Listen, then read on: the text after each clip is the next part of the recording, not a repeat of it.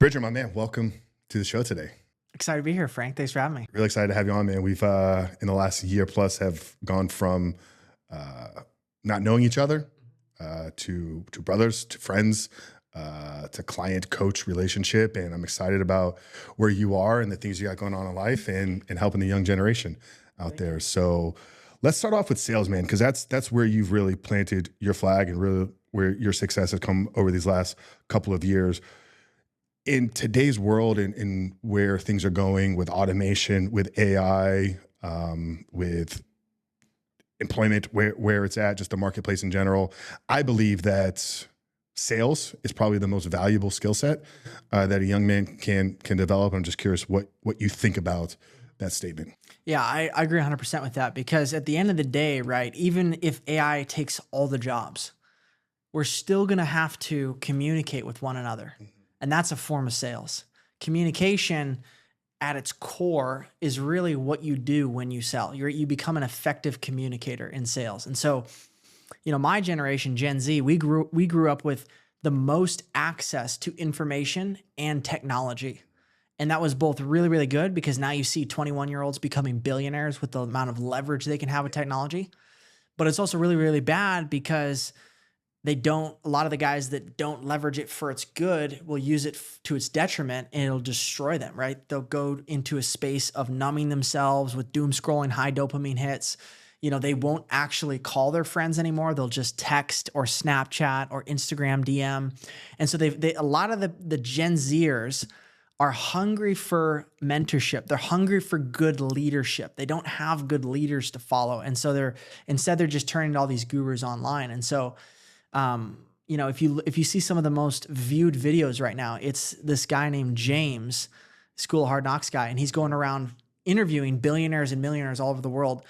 And what's interesting is, if you notice, you know, what these billionaires are saying, like, you know, what would you do if you had to start over? Mark Cuban, I go get a sales job. Because every single business needs one number to stay afloat, and that's revenue. Revenue is driven by what? Sales, right? And so learning both marketing and sales, because you're going to need to be able to market your services as well. But that's a little bit more complicated. It takes a lot harder to learn. It's a longer learning curve, but to sell is human. Like when we're babies, we're selling our parents what we need by crying. That's the first thing that a baby does. They start crying to their mother for something. That's a form of communication in sales. They're selling, hey, I need attention.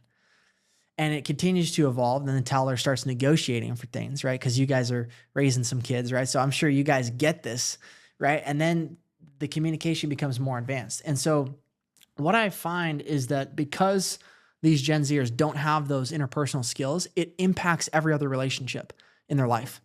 You know, close relationships with a girlfriend or potential spouse, or lack thereof, their friends. And so by getting into sales, it almost supercharges that communication skill, and then gives them a superpower that almost all their other peers don't have. So the cool thing about sales is you don't need a college degree to get into it, right? So you don't have to go 4 years to learn school. All you need to do is get good enough to sell your employer to give you a shot. You need hunger, you need work ethic, and then you need to show promise that you can learn quick on your feet. And you can get a sales job and get hired. Like, I hadn't sold anything above $1,000 when I got hired for my first high ticket gig. I was just selling $500 fitness packages over the phone. And the packages I was selling were like $6,800 and $13,600 marketing coaching packages at 20.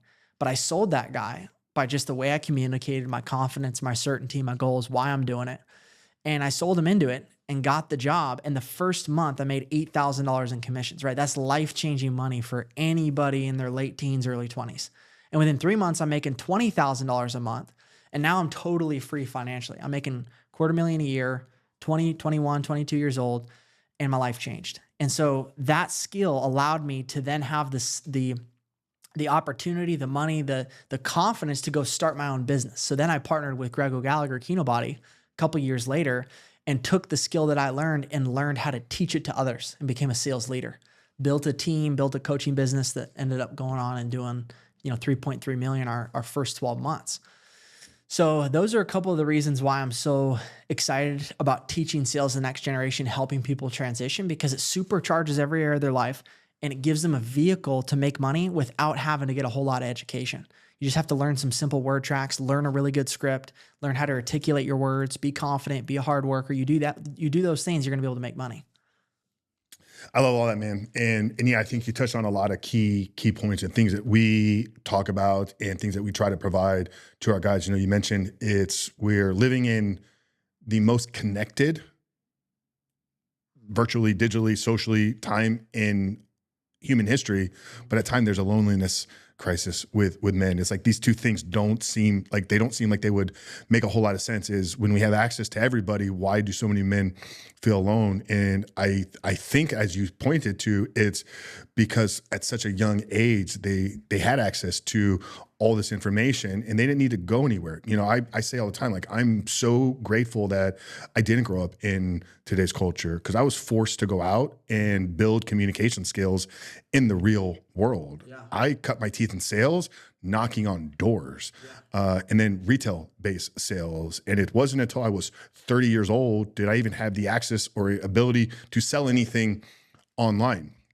So it's like I was required to know how to speak to people, because that was the world in the society that I grew up in. But I know exactly what you're speaking to, and I know the heart that you have for this younger generation. I see it every single day in the work that we do. So let's talk about you. You mentioned, 20 years old, you started to cut your teeth selling $500 fitness programs.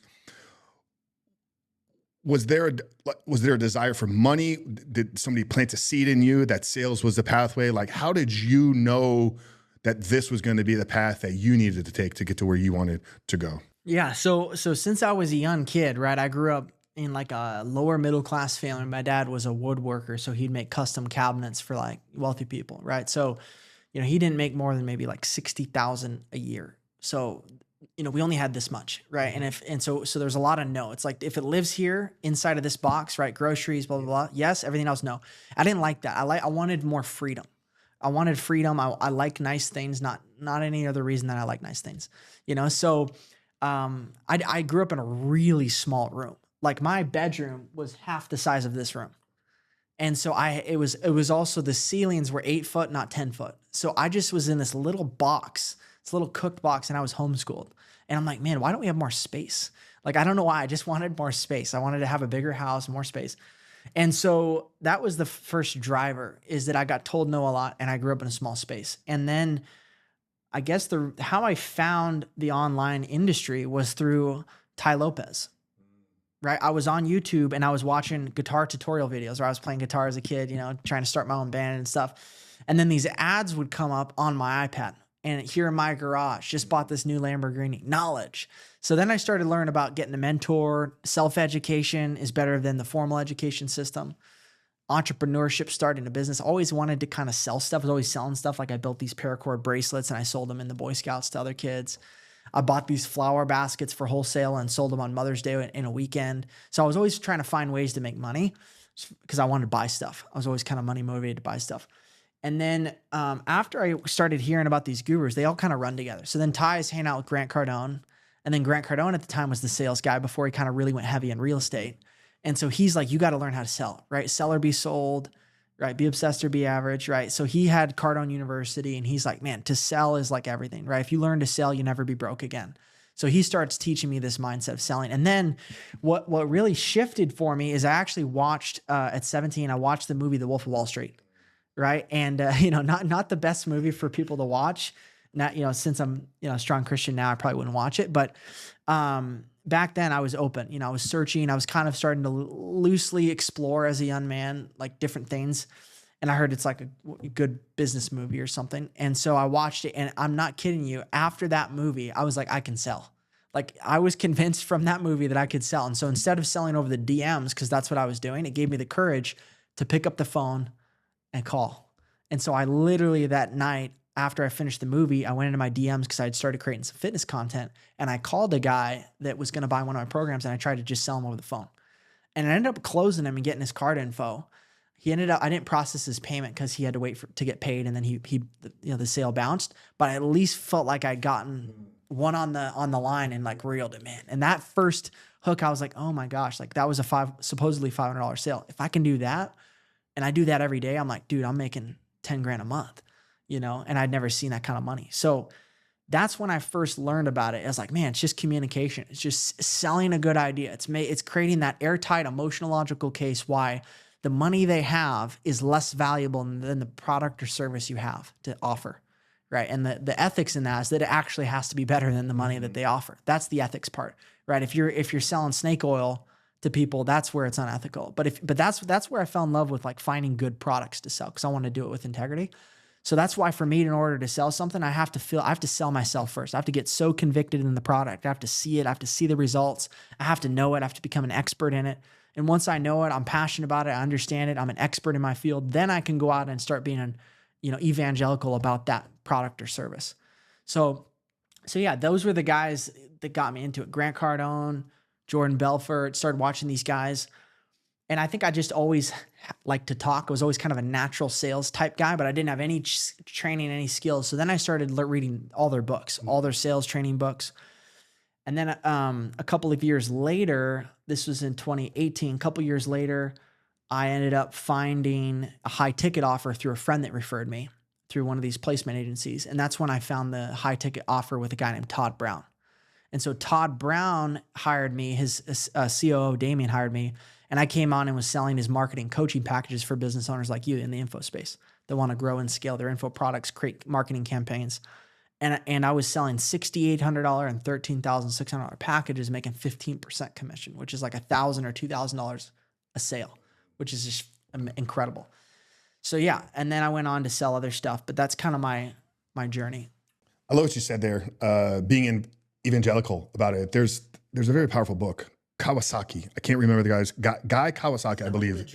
Yes, and it's about evangelical selling. And I think you look at any highly successful, anybody that's gone on to build something massive, Cardone, evangelical about real estate, Ty Lopez, evangelical about information and mentorship, you evangelical about sales and freedom. There's such an important part there of believing in the thing that you're selling. Sometimes I think people, although I know that's important, some people chase that too early without building the foundation of communication in sales. You mentioned Wolf of Wall Street being a book or movie for you. For me, that was Boiler Room. I don't know if you've ever seen it. They showed it to us in a training when I was 21 years old, sales training. This is going back to early wireless days. I worked for a company called The Mobile Solution. We're the number one T-Mobile distributor in the entire world, $82 million a year company, young, aggressive, and they built a boiler room type of environment in these mall type kiosks. And I think one thing that was powerful about that movie is the characters. There's so many unique, different characters, from the Vin Diesel, and then all the other guys. Ben Affleck plays a very unique character. And I think I didn't recognize it at the time, but I think what that movie was able to do for me and all of the people that I worked with is we were able to see ourselves in at least one of the character. And you're like, if I relate to this guy and he can succeed, then I can succeed. I think some people don't believe that they can be successful because maybe they're not outgoing like Bridger. Maybe they're a quiet guy. Do you believe that every single person can be successful in sales? 100%. Because again, I think I tied it back to my initial thesis, which is to sell is human, right? There's literally a book written about that. Yeah. To sell is human. Sales is simply a form of communication that that the intention is a transaction. So if you're communicating and there's a transaction behind the communication, that's selling. Right? If there's no transaction, like I'm in a romantic relationship, I mean, there is kind of a transaction, right? I just got engaged, right? It's not that it's a one-time transaction. It's you're constantly transacting affection, right? Bids of affection. You're communicating back and forth. But yeah, to go back to your point though, anybody can do sales, anybody, because from the time you were born, you're going to have to communicate to survive. You have to cry to get what you want, to get your attention. You're going to have to communicate in school. You're going to have to communicate to your parents. You're going to have to negotiate. Everything in life's a sale. Getting that girl to go out with you is a sale. Getting that promotion, talking to the banker, right? Opening lines of credit, getting people to loan you money, banks to loan you money for your everything, your kids, selling your kids on a specific way of doing things, influence, persuasion. It's all the same stuff. So at the end of the day, anybody can now, and I think everybody should. I think everybody should do it for at least a couple of years to build that foundational skill. I'm not convinced that everybody should stay in sales for the rest of their life. I don't think everybody should stay. Everybody should at least get a foundation in it. But I think there are some types of people that are more introverted that are better at being behind the camera, behind the desk, introverted, copywriting. I think that God's given a lot of different people different types of skills. But if you want to be anywhere successful in business or just interpersonal communication, sales is the way to go. To sell is human, sell or be sold. If you're not selling and influencing your idea, you're probably being influenced and sold on somebody else's. I'm curious what your thoughts are on the difference between online. Obviously, that's where you've made all your success, virtual-based sales versus in person. You know, I would say, I would make the argument, I think, with a lot of young men that struggle with communication and just living behind a screen, that actually getting out into the world, if you're not set on going down the career path of building an online business or working in that field, that actually getting a retail-based sales job where you're working, interacting with humans would be valuable, more valuable at a younger age. I'm curious if you see a difference in having sales experience working in the real world versus selling something virtual. Are you saying if the experience helps with selling high ticket, or what experience helps? Building on this principle of having the communication and influence skills to succeed in whatever endeavor. Maybe you don't go down the path of being a virtual sales professional, but you're a young man that is struggling. You don't have freedom. You're struggling with identity, belief systems. You don't know who you are. You don't know what you want to do, but you know you need to actually learn how to communicate and influence people. Would there be a benefit of that person going into a car dealership, going to work at a high-end retailer where they're having to sell on the floor every day, but sell in person? I don't think it's going to change that much, because your brain cannot determine the difference between a screen and an in-person. Same reason why pornography is so addictive. Your brain cannot tell the difference between a screen and a real woman. Right now, your body but your brain, your mind cannot. Yeah. So therefore, if you're selling on Zoom or in person, I think it's way easier to sell in person. I've done all selling virtual, way harder to build trust over Zoom. It's way harder. Like I had a guy, like I sell my program, normally for 6,000 is my certification 90 days, but I do have an inner circle program. And when I'm in person, I'm able to sell my 20K, like way more, because the trust, the in-person, like I had a guy that I met, actually one of my students hopping in an Uber, started chatting with the guy, and he wanted to make a career change. So he set the appointment. The guy came by, we sat in person. And then also my place does some of the selling for me because I live in a really cool place. But yeah, I don't think I'm like, you have to do in person first. I think that it's wherever God calls you, whatever God's plan and purpose is for you. But I do think that men need apprenticeship. Every single successful person that you know to this day, if you go back, you can trace back their success to their late teens and 20s. They were apprentice for someone really successful. They had a really good mentor one-on-one that either worked with them. Now you can do it virtually and get practically the same access via phone or Zoom or in person. So my strategy is that use sales as the scapegoat to get around some of the most successful and powerful people and learn their habits, learn and go where the money is, and you'll just automatically be making money and learn all the things that they're doing. Like, for example, I went and worked with John Mattson for 3-4 months, was able to get into his business, learn everything that he's doing at a high level, seeing a company that's running at 25, 50 million a year. And I was able to make money doing it. I didn't have to pay John. He paid me. I got paid by John to learn from him. You know what I'm saying? That's the beauty of sales. You're getting paid to learn skills that are going to make you millions of dollars later on. Yeah, no, we just came from Mattson's place, and we talked about his arc, his journey, this hero's journey that he's on. And he's kind of in this villain arc curve, and we both agree that the hero's journey is really the story of every single person's life. It's the human experience. We all are going to live this arc to some degree. Very few people are fully aware of it, though, and built into that story, right, is what you said, the apprenticeship, the mentor. Like a man is lost, finds his way, usually by the guidance of another individual. So complete in agreement with needing apprenticeship, mentorship. That's multiple times throughout my life. I've had those figures. Who for you was that first kind of guide that kind of set you on this path that you're on?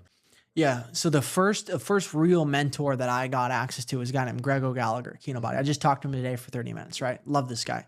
And, he wasn't necessarily the best mentor when it comes to my faith spirituality, because we don't align there.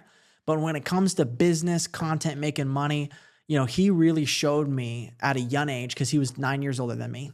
And I was, I guess, 18, he was 27. He showed me that in your 20s, and he was crushing it at 24. So at 24, he made his first $1 million in a year. And then he continued to grow and scale. And so I got to see at a young age, like what it looks like to create content, to build a business, to be an online personality, right? To build a big tribe, build a great digital product, right? And so that was the first guy. And I actually started selling for him. That's how I learned. That's how I got in proximity to him. First, I bought his program. So I paid him money and then followed it, got results. And then I was like, you know what? I'm going to post my transformation to prove that this stuff works. Because at the time he was getting a lot of flack, 3 workouts a week. I don't think that's enough, So I was like, I'm gonna document this works and add value to him, like prove it works. And so I started creating content, and then he sees that content because I'm tagging him, I'm messaging him, and then I start selling for him over the comments. He does a promotion for Black Friday or something, and I'm like, guys, best investment I ever made. You have to go for it. So I'm just adding value.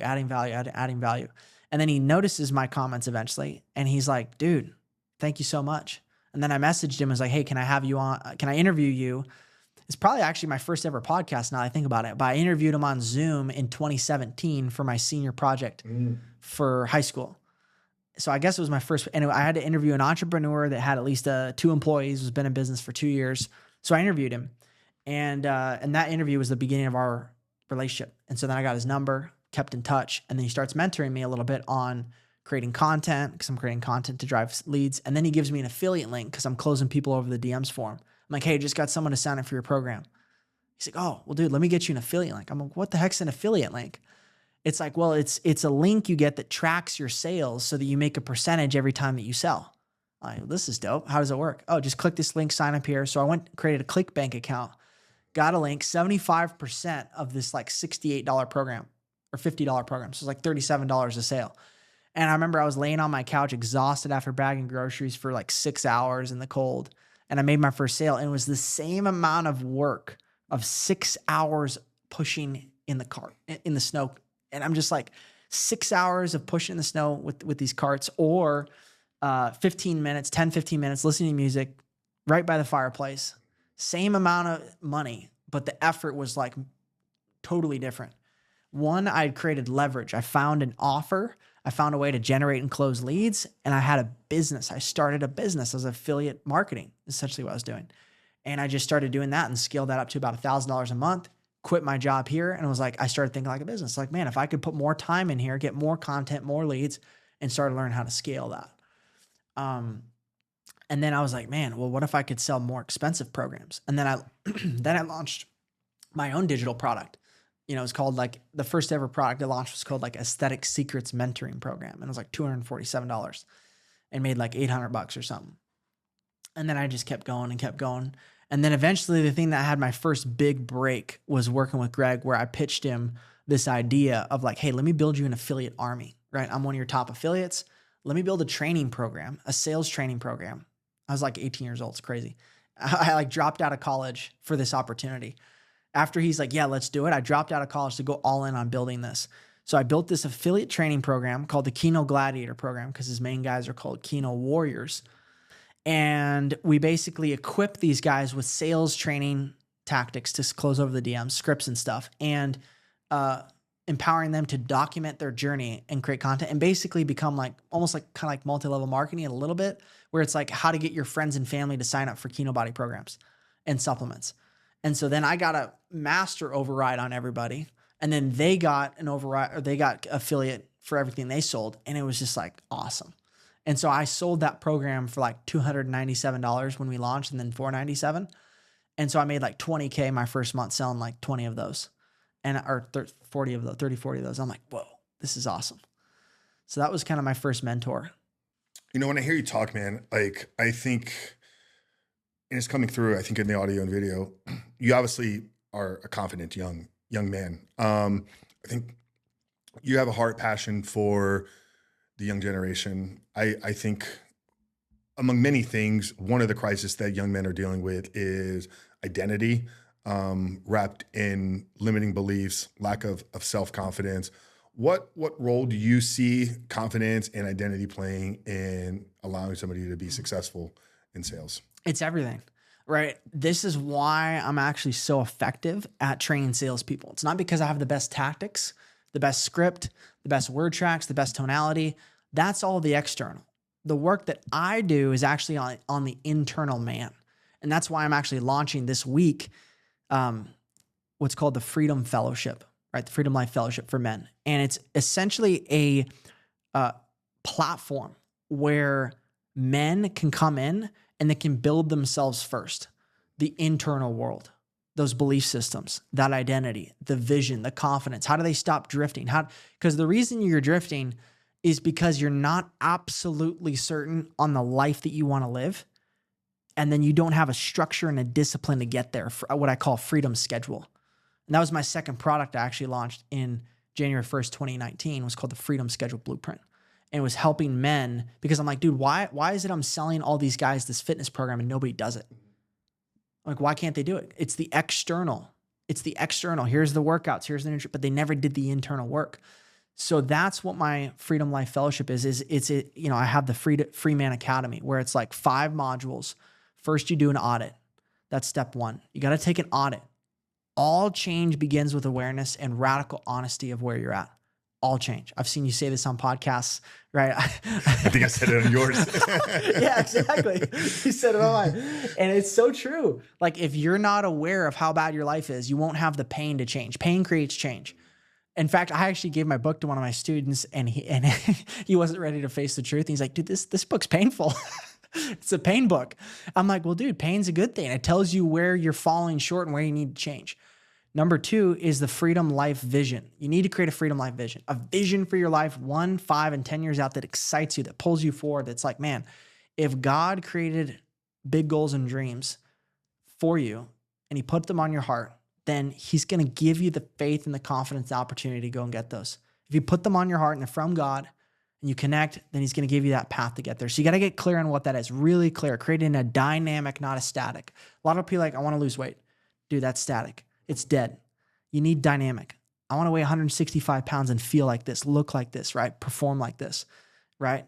It's really describing viscerally what it feels like, what it looks like, very in detail. That's what's going to drive the emotion, and that emotion drives the energy. Then the third thing is that that's only part of it. A lot of guys can do that, but most guys can't do this next part. Before you get on to 3 though, let's just touch on these 2, because I think those 2 modules are so incredibly important, and you need the polarity of that running from the pain, right? We have to have something that we're running from, but you can only run from pain until you're out of pain.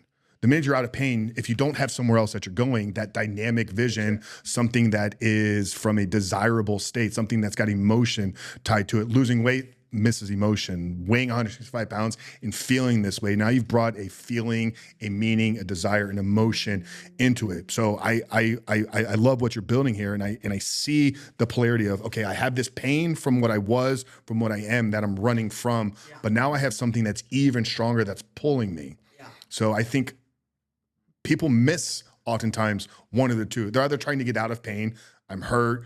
I didn't like my dad, whatever it is. I'm stuck here. I'm trying to get out of pain. But if you don't have that thing that you're running to, you stop once you're out of pain. And sometimes people don't recognize, they're not willing to face the truth of the pain. And they're saying, oh, I want this better life. But they don't have anything from the back end fueling them. So I love that those are the first 2 core modules. What's the third one? The third one is where I think a lot of men never get to. I think a lot of guys realize what they don't want. They get broken up with, they get cheated on, they lose a job. They're like, okay, I don't want that anymore. I don't want these set of problems. And like, well, what do I want? And they start dreaming, and they might even write a couple of these things down. Vague though. They never get really clear. And that's what my book helps them do, or this process helps them do, is it gets really, really clear. And then once you're really, really clear, you're in a good headspace. You know what you're running from, you know what you're running towards, but now it's time to get into tactical how. That's what the Freedom Schedule is, the Freedom Schedule Blueprint. It's taking those goals and chunking them down, or taking that vision, I should say, and chunking that down into 3 to 5 core goals. These are my 90-day core 3 to 5 rocks. These are the things I'm going to run on hard on, that I'm focused on, right? And for me, it's usually a fitness goal. It's a faith goal. It's some sort of relationship goal. It's a business goal, or a couple business goals, maybe a hobby or a new skill that I'm learning. And like, these are the things. And then you break those outcome goals into process goals. You break down, okay, well, what do I need to do to achieve this? Okay, well, what would and then what I do is I go to the identity. What would a person that's 175 pounds jacked, what would he be doing? So I go to that future version of myself. And if he's already in that shape, I think about his dream day and I pull those habits to the present moment, right? There's a book actually written by this that like proves this concept. It's called Be Your Future Self Now, right? Dr. Benjamin Hart. So I'm pulling these habits forward. Okay, I've got a meal plan, right? I know exactly how many macros, how many calories I'm doing. I've got a plan. I've got everything mapped out. I've got my workout plan. I'm not just winging it in the gym. I've got a plan. I've got a structure. I've got weights that I'm progressing on, right? It's the same for like becoming an influencer. Okay, I want to create certain amount of pieces of content. I need to script them. I need to ideate them, and then I need to execute. It's really just a peak performance, how to actually get the work done. And so you're breaking that vision into goals, into process goals, and then you're looking at everything like a chessboard. You're looking at all of your time in the week. And I help guys design the ultimate schedule. And it starts with your sleep. That's the biggest chunk that will drive everything. If your sleep's dialed, everything else in your life will be dialed. So I give them this chronotype test, right? Where you figure out if you're a bear, a wolf, you get up early, you stay up late, you're kind of in between. And then I build the end markers for their day. The beginning, right? The morning routine and the evening routine.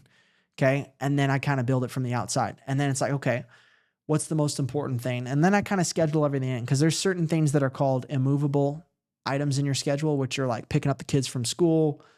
Maybe you go to class or you have a 9-to-5 job, things you can't move. And then there's things that are movable but are really important and you need to still schedule those.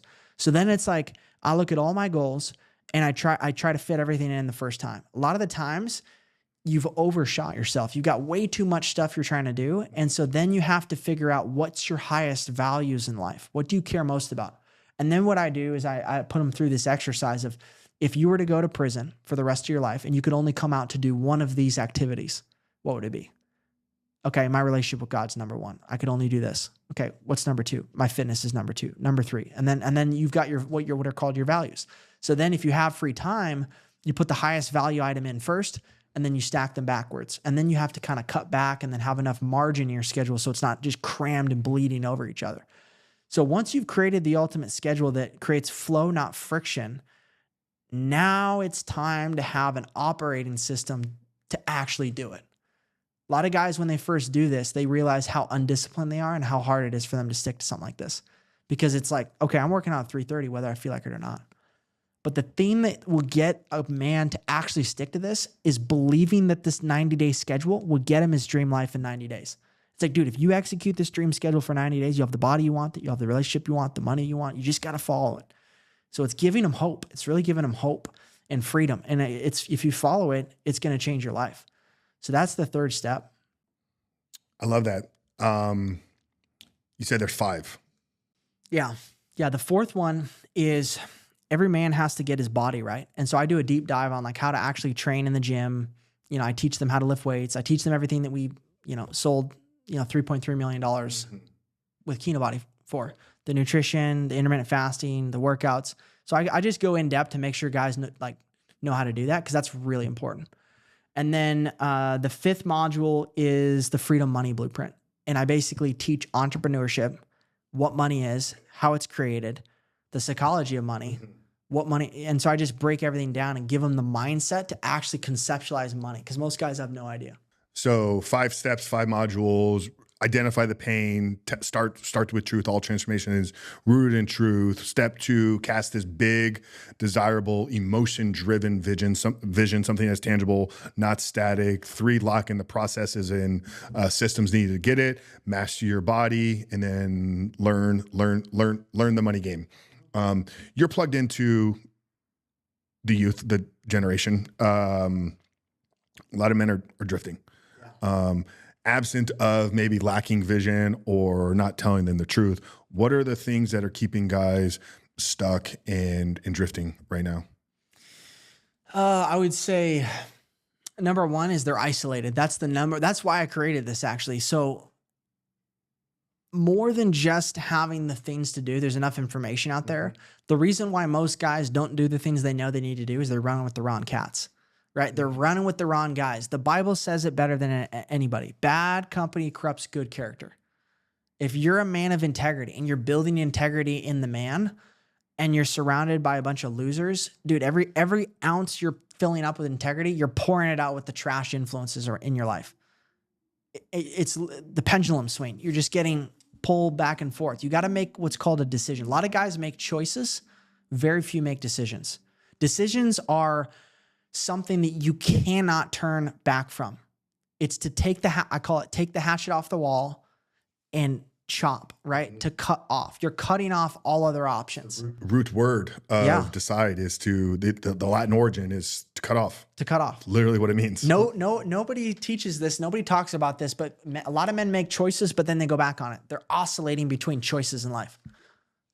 And that's why they make good choices, then they make bad choices, then they make good choices, then they make bad, and they're just going back and forth. And it's like, dude, when was the last time you made a decision to change your life? And that's what sales is. You're getting people to make decisions, because once they pay and there's no, if there's no refund policy, dude, there's no, a decision's made. Like there's no going back, you know? And that's why a lot of guys, you know, don't ever reach their potential, because they keep going back and forth, drifting. Do you think in order to be a good salesperson, you have to not be a good purchaser, but does how you purchase influence how you sell? And here's a couple examples, right? You've talked about apprenticeship, mentors, the guides that you've had in your life. You've obviously invested heavily in yourself, from fitness to mindset to money, books, courses, seminars, mentorship, masterminds, coaching. I know all of it. So, you know, you've heavily invested in yourself. You've proven to yourself that you're willing to grow. It enables you to ask people for large sums of money because you believe in yourself. You've done the work. A lot of people are always seeking these deals, best information, free information. How can I get this on a discount? Oh, can't I just watch a YouTube video? So they're hoarding their money, and then they're going out and trying to ask other people for money, and they're doing it from a place of scarcity. So what role does your relationship, because that's the fifth module, with money play in your ability to succeed in sales? It's everything. If you have a scarce mindset about money when you're selling, you'll never handle the objections and close the deal. You'll never do it, because the prospect's going to give you some BS answer, and it's the same BS answer and belief that you believe. And you cannot influence someone and make somebody feel something you're not already feeling yourself. So you have to overcome your own demons first if you want to become a master salesperson. You have to do it. And the easiest way to do that is to make uncomfortable decisions and big investments in yourself. The moment that you start treating yourself like an asset and not a liability is the moment you'll start building your net worth. I love that. I love that. You know, I think something a lot of Christian guys struggle with is this scarcity belief system. You know, there's obviously prosperity gospel, and that's, you know, one, you know, realm of Christianity. But I think a lot of Christian belief systems are maybe rooted in not poverty, maybe to a certain degree, right? But there's the scripture. It's easier to get into heaven, or easier for a poor man to get into heaven than rich man enter the kingdom of God. Yeah. So there's and I think some of these messages get hijacked. Do you think that God wants us to be wealthy, abundant, and successful in sales? I don't think that's his highest desire of his heart. Like, no, what I know about God and the character of God, he wants your heart. He's a jealous lover. You know, like I just got engaged. Dude, I want my fiance's whole heart. I want to win her whole heart. Like I'll do anything, you know, like and that's what he does. He wants to reach men's hearts. He's not after their bank accounts. He's after their hearts. So that's number one. And what that looks like is God, I believe, it says that if you pursue the Lord, if you make your delight in the Lord, he'll give you the desires of your heart. If your delight is in the Lord, he will give you the desires of your heart. Partly because he's changing your heart, right? He's doing a heart transformation on you. But the other part is because God wants a relationship with you. And Jesus said, what father, when his son asks for a loaf of bread, is going to give him a snake? So I think more than just about, does God want you to be rich? No, he wants your heart. He wants you to be obedient. He wants you to be a son. He wants you to be mission aligned. He wants you to be kingdom aligned. He wants you to be on an assignment. And guess what? If God has put it on your heart to influence, to build businesses, to be in the marketplace. You're called to do that. I don't believe that God created losers. I don't think God created losers. That's why there's David and Goliath. But he wants your heart, though. The only reason David was able to go slay Goliath because his heart was in a place of surrender, and he let God be the one glorified, not him. So I think you can get into a really dangerous place where pride creeps in because, and this is what happened to me, is, God gives you these gifts. It says in Deuteronomy, I think it's 8:18, that he gives you the ability to create wealth. God gives you the ability to create wealth. It's God's sovereignty, and every good gift comes from above. So what happens is that when you're young and you start killing it, you think that you're the one that did it. You think you're God. The pride comes in, and he'll humble you really quick. I've been humbled a lot. And then you realize, oh, wait a second. It's not me, it's God. And then you have to keep yourself there. Otherwise you'll go back into the pit again. But now I realize that it's God working in and through me that gives me ability to create wealth. And so he wants me to have a heart of surrender and submission. So if he gives me all this money, and then he asked me to go and support this church and build this church and build the kingdom, seek first the kingdom, then I'm not going to seek my own kingdom. Like if he's going to give you all of that, I think he wants your heart where you're willing to just give it away. You're fully surrendered to the Lord. What has your relationship journey been like with God? And, if you're open to it, sharing, maybe not all of them, but, one of those humbling experiences and how you woke up and where are you at now and what role is your faith playing in the things that you're building and creating? Yeah, that's a great question. I would say the most powerful encounter I've had with the Lord was when I was humbled, in that I started on the remote closing offer in, March of 2021. First month I'm making 8,000, then 12, then 20, then 22, 24, right? I'm just making all this money, 20 years old. And I'm starting to get prideful and cocky. I think I'm the one that's like the hot shot. And then all of a sudden I find myself spending all my money, just like the prodigal son, going to Europe, spending it on women, whatever. And then I get to what I feel like is the peak, right? At the time I had wanted to create leverage in my life, and I wanted to date a bunch of beautiful women. So I built this dating automation system where I hired a bunch of VAs in the Philippines, built 3 different Tinder accounts, had VPNs on all of them, and basically built this crazy, hijacked, just system where every country I landed in, I had 3 to 5 really beautiful dates lined up. And I'm just like, this is awesome. But it really wasn't, because at the end of that, I'm sitting on the top of this 3-story Airbnb mansion kind of thing that we rented, me and my buddies, overlooking Spain. And I'm just empty. I'm like, okay, I've been empty at the bottom. That makes sense, right? I'm at the bottom. But now I'm at the top and I'm empty. What's up with that? That's when it really gets scary. Every man can feel bad for himself when he's at the bottom. But when you're at the top and you feel bad, that's when you know something's really missing. And I had a buddy recently just sold his company, $60 million, thought he was going to feel incredible, right? He's about my age. And now he's just totally lost. Just doesn't know what he wants to do, doesn't know who he is. And so luckily he started coming to Bible study, going to church, found God, and he's felt more peace than ever. And so that was kind of my story. I'm on this mansion in Spain. I'm lost, 21st birthday. And I'm like, man, is there more to life than just making money and dating beautiful women? What is this? What is life? What's my purpose? Why am I here? I think every man asks himself that. What's my purpose? Why am I here? Every man wants to be meant for more. He's got a keen-sized calling on his life that God has for him, but he's living like a prodigal son. And so then I come back to Funnel Hacking Live 2021, and a guy named Garrett J. White goes on stage, starts sharing his testimony. He recently gave his life to the Lord, converted from, I think, Mormonism or something. Gives his life to the Lord. And as he's sharing, I don't remember what he says, but I just feel the Holy Spirit enter the room, and then I hear Jesus start speaking to me. And he's like, Bridger, why have you forsaken me? And I just start bawling, because I'd really just turned my back on God, the way I was living, the way I was speaking, even doubting if there was a God. And then I hear him tell me, Bridger, if you keep living your life the way you're going to live it, or the way you're living it, here's what your life's going to look like. And gave me a vision of my life in 15 years from now, 35.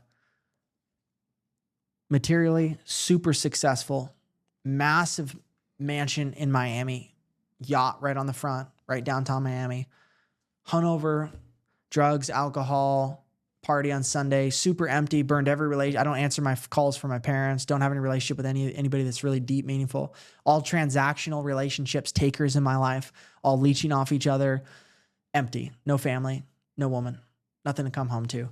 And then no impact, no relationship with God. And then he said, but if you lay down your life and follow me, here's what your life can look like. I flipped it totally opposite. I had tons of property. I had like a massive ranch in Montana or Colorado or something. 5 beautiful kids, a beautiful wife. I didn't see her face, but I saw her hair, how tall she was, her figure. We were walking together. It's my fiance now. Like I could see it. Like I was like, I know this person. It's my fiance now. And then I have this like really close, intimate relationship with the Lord where I'm like walking with him. Like I can go on walks in my property and I feel like he's right there with me. Like I can talk to him. I can go to that secret place with him, talk to the Lord. He talks to me. And then I even saw myself die. And instead of feeling regret, I felt joy because of the thousands of people that showed up or attended or watched my funeral because of the impact I had made. I wanted them to live this better life that God had taught me, right? I wanted them to know their Savior. I wanted them to know God. And it was like, man, like so many people's lives were touched because I chose to give without wanting anything in return. And so those were the 2 visions. And that's when my faith really got real for me. Cause I grew up Christian. I grew up in the church, but I got pulled away from it because I think a lot of men right now, they feel this way. You know, they're in church, they're going, but the church doesn't do a very good job, in my opinion, of equipping men. It's horrible. It just leaves them out to dry, right? They don't get plugged in. They're not real. They're not honest. They don't talk about all the hard problems that they're going through at home, all the temptations, all the challenges. And it's just kind of put on your makeup, put on your whatever, and then you go back into the real world. And it's like there's no faith life integration. And that's what I was looking for. It's like, man, how do I live this out? And that's what my community is. It's about how to live out your faith daily. And that's why we do daily like freedom calls. That's the community. That's what guys are missing. It's the number one thing that keeps them drifting is not having like-minded guys. That's why Jesus didn't roll alone. Well, he didn't do it for him, but that's why he pulled 12 guys together because he doesn't want us to roll alone. He calls us to be in fellowship with one another. I think it's amazing, man. And it just shows where we are at in time right now with the fact that at 21, you were able to have already achieved a lot of success material financially and reach that aha kind of like what I would describe as a rock top. You know, there's rock bottom. You wake up in a gutter somewhere, homeless, broke. It'll pull a lot of guys out of there. But there's a lot of rock top moments, right? You know, you mentioned your friend, very, very young man, $60 million, exit, rock top, right? The top of the world. What so many people, we've had a lot of stories. I think for a long time, like a guy had to go through some decades of experience in order to achieve that level of success. But now that success is accessible to a 16, 17, 18 with access to the internet, with podcasts, social media, platforms like what you're building. You can jump on School, build a platform. You mentioned James earlier with School of Hard Knocks. I think he's doing a few million a year in what he's created at a very young age there as well. So absent of that anchor that you mentioned with a relationship with God in Christ, yeah, you can achieve all that very, very young. And then look at you now, like you still have your full life ahead of you. Like you're at an age where most men are exiting school, getting into a career, working a small salary-based job, but you've already chased success, achieved it, saw that that's not all that it is, build the skills and able to do that, now built a relationship with God, pairing those two things together, and the sky's the limit with what you and God are going to do together. But speaking to the guy out there that's maybe going to hear this and maybe hasn't had the success in the world that you have had, but is feeling some of that disconnect with his relationship, how can he put himself in a rock top mental, emotional experience to be able to then pull himself, right? Because you were able to do it because you were there, you saw it, you touched it, but some guys still are chasing that because they believe that's what they need to get. That's what's going to make me happy. That's what's going to make me fulfilled, is that can a guy get there without experiencing it? And if so, what does that conversation with himself in his inner dialogue need to look like? It's a great question. I think that the reason I hit a rock top moment is because I was sold the rock top moment. I was sold it. I was sold by Grant Cardone, Greg O'Gallagher, all these guys online sold once you got the power, once you got the money, once you got the freedom, once you got the chicks, once you got the body, the confidence, dude, you're going to feel amazing. Life's going to be perfect. It's not true. You're going to have problems after problems after problems. You're not going to feel good. You're not perfect. You need a savior. None of these guys want to admit that they need a savior. And it's so sad. I was just watching a podcast, or not even a podcast, a day in the life vlog, a guy named Ryan Serhant, right? Will do 6 billion in sales, right? And I'm watching this guy's vlog and he's working 18 hours a day. He barely sees his kids. He's running on fumes. I'm like, why is he doing this? He's like, legacy. I'm like, dude, there's only one name that will last. Every other name will pass away except the name of Jesus. If you're building your kingdom outside of the King of Kings, inside of the kingdom of God, it is for nothing. You're wasting your time.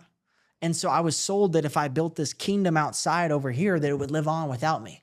If I build enough money, I can pass it on to my kids. If I build a name for myself, education, impact, it'll fill this void. At the end of the day, every man's trying to fill that God-sized void and hole. And so the number one thing I would tell that man right now is that you were sold a lie. That the success, the money, the power, the status, the fame, the women, all of that will make you feel like the man. And it's actually quite opposite. Jesus says, if you lose your life, you will find it. Those who lose their life will find it, and those who find their life will lose it. And the truth is actually in the opposite of that, and actually going to the Lord. And you actually don't need to earn your identity.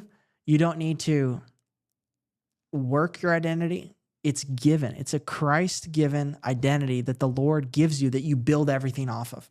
Once you receive that identity from Christ, then you've got the confidence and the reassurance that you're going after the things hoped for. You're going for the unseen, not the seen, right? You're living your life for the eternal, which is really tough to do long term. So you have to stay in the Bible, stay in the Word. But when you realize that you're optimizing for eternity, that's the ultimate long game. Like all these guys are playing, I'm playing the long game, right? I'm sacrificing today, delayed gratification. Dude, delayed gratification is choosing to save souls for the kingdom instead of putting dollars in your pocket today. That's the ultimate delayed gratification. You probably are too young to remember Billy Graham. You may be familiar with Billy Graham, biggest evangelical 70s, 80s. I believe it was in a sold out stadium. He said somewhere in the late 80s, foreshadowing that the next revival was going to come through the marketplace, not in the church, but through the marketplace. Billy Graham said this in the 80s. And I think with both what you and I are doing and with this new Freedom Project, and I think a lot of our friends and colleagues that we have in this space, I've witnessed and seen this take place over the last couple of years, and I think there's gasoline on it right now. You see Jesus, God being shared, so many people building Christ-centered, Christ-oriented businesses, speaking many of the same things that you're sharing here today. What do you see happening kind of in the online entrepreneurship business marketplace when it comes to the kingdom-driven, the faith-driven business and entrepreneurship? What do I see? Where do I see it going? What I see happening? What do you see kind of happening right now, and where do you see it kind of forecasting going in the next couple of years? Well, people are searching, that's for sure, right? That there's a reason why, it's like the second shot heard around the world, Charlie Kirk, right? You guys are here for the conference, right? But like that moment in September, I think really woke a lot of people up to the tyranny, to really the very real threat that, Satan, it's really Satan behind all of the cults, all of the, the leftists, like all that demonic stuff, anything that is not love and is about freedom. This is where the Spirit of the Lord is, there is freedom. Anything that's trying to control and to take and to suck that's from the enemy. That's not from God. And so there's a very real tension right now in our country. There's been an undertaking since World War II. There's a movie called The Agenda. Have we talked about it? Yeah. There's been a war. There's been an agenda to destroy our country from the inside out because we're too dang strong. We're too dang powerful. In God we trust. Great foundation. We are the world's superpower. So they're trying to destroy us from the inside. And so I think as much as, yes, it's a revival, but it's actually going back to our roots. We were a God-centered, Christ-centered country that created the most powerful explosion in the world from a business standpoint. And so I think what I'm seeing is that people are waking up to this woke agenda, this leftist agenda that's actually creating more problems in the world and destroying the very foundation and fabric that created such an incredible life, that I think people are realizing that they don't want to give it up. They're willing to fight for it. That was what COVID happened. Charlie Kirk, I think people are waking up. God is a gracious God. He's patient. I think he's given people grace and hope. And I think that a move of God is coming into this country because people are asking for it. And I think people are crying out to the Lord. I think he's being gracious and he's moving. Yeah. I think Satan overstepped his boundaries, and, it's funny. I think 2020 was a wake up call when I stepped outside and I saw, like, what the hell is happening? I'd lived online for a long time. I kept a small circle virtually and in person. But when I saw what was happening, none of it made any sense to me. And then I started to explore things like the agenda. I think we talked about the naked communists when I was on your show. And I've once you see it, right, I think it's like a red pill. Like, once you're exposed to it, you see it everywhere. For me, I the year before that, quitting porn was a big change for me. I've said, I think getting porn out of a man's life, removing that lens and that perspective and how you view women, yourself, and the world is a red pill moment in and of itself. So yeah, I agree. Returning back to our roots as a nation, as a Christ-centered nation. John Adams said the U.S. Constitution is written for a moral and religious people solely. So, I think our founding fathers, all of them had a belief in God, and some people argue that. But if you study them, you can see it's very clear and factual. So, yeah, I agree. We're returning back to what this nation is about, and I'm really optimistic, both for men and just country in general. I think with things like what you're doing and what we built at the Rebuilt Man, you've been in our program. You talked about or you went through the Rebuilt Man. How did getting lust out of your life, overcoming these things, help you in getting you to where you are now? Yeah, great question. So, well, first off, thank you for doing the work that you do, because I know it's not easy. I can just tell, being in this type of work, from the coaching that you do to the content and the flack you probably get. I just want to say thank you, because you were an answer to my prayers, a year ago. Because unfortunately, I actually grew up and I wasn't like, I think I told you, like, I didn't start watching porn at an early age. I wasn't exposed to it. I had a pretty good family. But then it was like when I started getting outside the house, I started to kind of get sold this playboy lifestyle. That's what the guys with a lot of money and power have. They have a lot of women, a lot of access. And what it did is it opened the door to lust, and that opened the door to, pornography and just overall being an addict to my flesh pleasure. Right. And not having self-control and discipline. And as a man, the quickest way to destroy a legacy of your family is one bad mistake, one bad night, one slip up. All it takes is one to just totally destroy 10, 20, 30 years of a marriage, and just destroy the woman of your dreams' heart. Just obliterate it, shatter it into a million pieces. And it's like, luckily there's a God who heals. So not all people that have that, it's not like their life's over, but it's a lot of damage. It's just why do that when God's got a such greater plan? And so, yeah, so we met a year ago, and I was praying. And then as soon as I was like, God, I'd love some help. Like, I don't know how to stop, just saying yes, to these women that are just advancing, and obviously the pornography and stuff too. But it's all kind of one thing. It's lust. It's like not being able to say no. And so I wanted to get my freedom back, because I was like, I made a list earlier that year of 5 areas of life that I felt like the Lord highlighted for me to become marriage ready, like husband ready. And one of them was like lust and self-control. And so yeah, we met through the man, Vince Del Monte's mastermind, and we got connected, had you on the show. And I'm like, dude, I like this guy's methodology, this guy's training. I'm like, send me the invoice, let's sign. Sign up. No sales call. Yeah, I was ready to go. You are the sales call. That podcast was a 45-minute, I guess, sales. I didn't know it at the time, man. But it's crazy to think that was a little over a year ago. That was November of last year. Here we are, December. So 13 months removed, man. And it's been incredible and awesome to watch your trajectory, your arc over that time, and you putting in the work and how God has blessed you since then, in the work, in the community, in the groups, in the continuing to grow and scale your business in a bigger apartment than a year ago.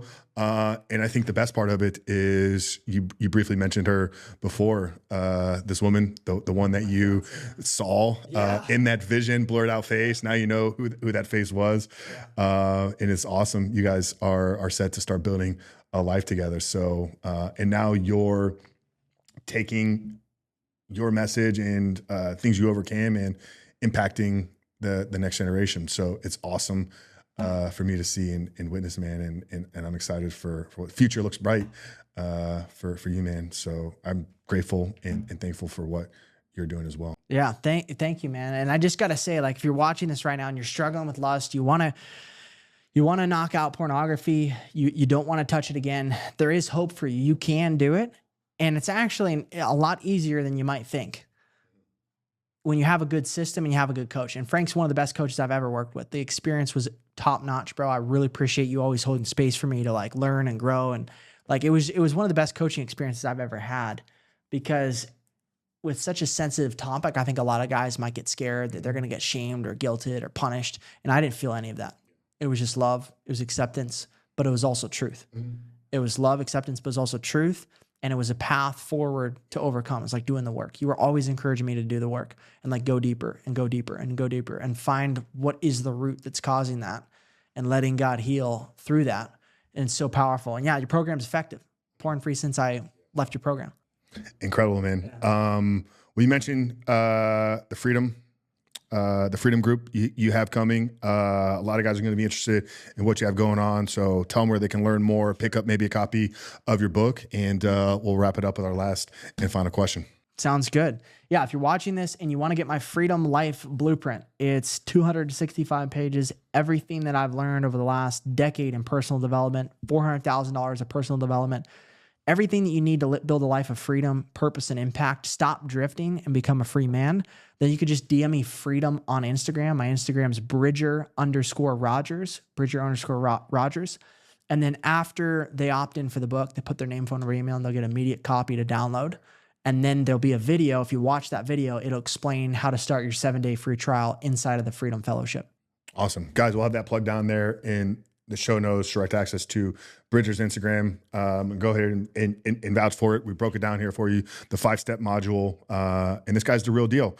Investing in himself, built multiple successful businesses, has proven his track record of success, and is a man that is walking in freedom and truth himself. So incredible, man. I appreciate you for bringing us back into your home here today. Beautiful Scottsdale, literally my favorite city in the world. I think we're figuring out where we're going to live out here. Because Mattson reminded me again earlier today that I probably need to move somewhere else. So I appreciate you, man. But as we wrap it up, episode 320, I've asked this question to over 300 individuals, experts over the last 6 years. This podcast started with me sharing truth, with me sharing my journey, what God had done in my life in 2018 and 2019, and then beginning to explore what does it mean to live superhuman. So I have my thesis, and it's ever ongoing and growing over time. But as we wrap up today's conversation, Bridger Rogers, how would you define living a superhuman life?